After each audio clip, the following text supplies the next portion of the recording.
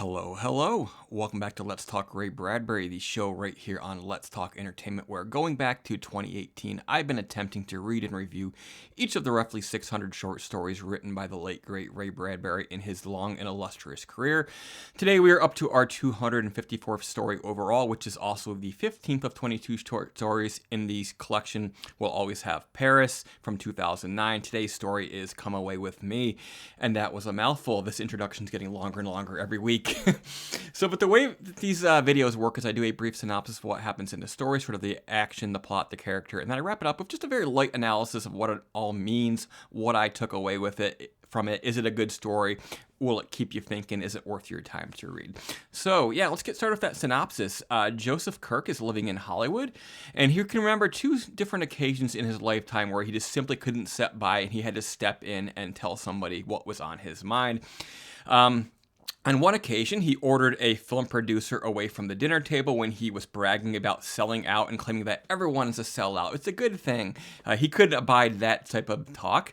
On the second occasion, he told an actress off after she sat at the dinner table on one of these Hollywood luncheons, insulting her husband for like 30 straight minutes, and he just could not stand it anymore. She later came in and apologized. On the third occasion, it brings us to the present of this story, the latest occasion where he could not stand by. He is walking down a street somewhere in Hollywood. He sees these two men, one younger, one older, walking down the street.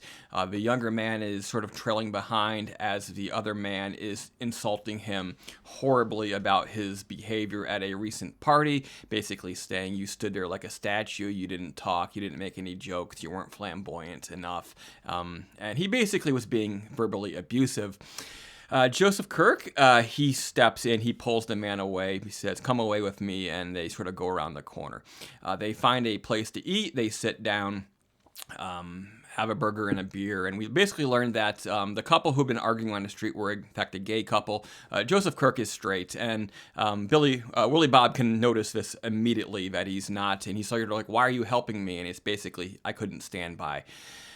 He offers to get him a room for the night to get him away from this abusive partner. Willy-Bob can't understand, why is he doing any of this? Does he want me? What is this all about? But it's not sexual, not in the least. Kirk, we find out, was a lifeguard, and he sort of has this instinct to help people when they're drowning. And he basically lays out the idea that, eventually this relationship will be the death of you. But of course, Willy-Bob sees both angles. He thinks that as much as he needs to get away, he also can't live without this other person. So ultimately, he goes back to him, and Joseph Kirk, he goes down by the ocean, perches himself in one of the lifeguard posts. He's not a lifeguard anymore, mind you, but there's nobody there who needs rescuing. So eventually, he wanders back home. He lays down in bed beside his wife. She asked him, "What have you been up to? Where you been?" And he said, basically, "You wouldn't believe it if I told you." So that is the end of the story. All right, so with a lot of stories, with a lot of authors, it's not necessarily safe to assume that it's autobiographical. In the case of Bradbury, he did interject a whole lot of his life into his story, so I'm going to make that assumption that there is some truth to this story. Bradbury grew up in a very conservative Midwestern town. He sort of created the fictional town, Greentown, Illinois, to sort of represent that in all of his stories. But he also, from a young age, they moved to LA, and then through the course of his career and gaining notoriety, he was put into contact with a lot of Hollywood types, did a lot of screenwriting. So I think there's some truth to this story.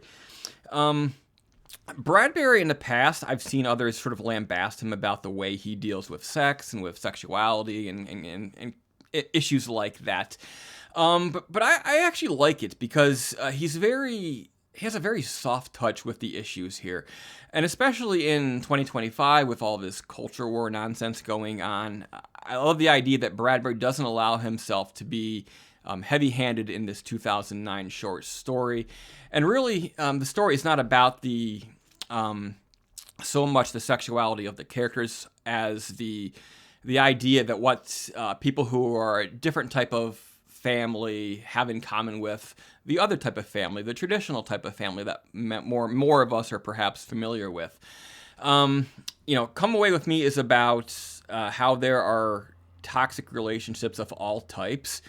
But more importantly, perhaps, it's about the idea that we often have hesitance around stepping in when we see bad things happening. And on these 3 occasions in Joseph Kirk's life, he is driven to the point where I can't sit by idly. I have to extend a life preserver to this person who seems to be drowning in the abuse of their significant other.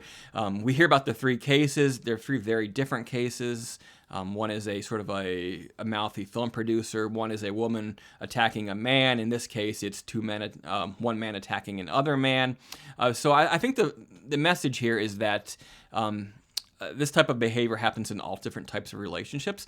And then for those of us who are bystanders, there have to be occasions when we step in. I know there's so much fear around that, getting involved, butting in, perhaps getting attacked by the abuser. But in this case, I think the story is about Joseph Kirk having been driven to this point and then finding the courage to do what he instinctually did as a lifeguard, which is to lend a chance for somebody to get their head above water when they're drowning. But at the same time, you see here that the drowning victim is reluctant to take the help because there is an attachment to these relationships. They're very complex. It's not just the abusive side, it's also dependence on the good as well. So it's a simple story, but it's also surprisingly nuanced, I think. And I think it does it in a way that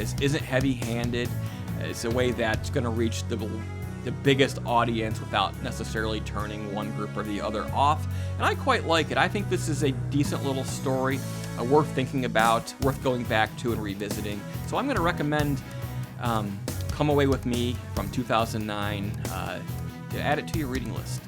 So we'll be back next time, perhaps tomorrow, perhaps in a couple of days, with a story called Apple Core Baltimore, which is story number 16 of 22 in We'll Always Have Paris as we near the end of this volume. Thank you. Let me know what you think about the story in the collection, and I will see you again soon.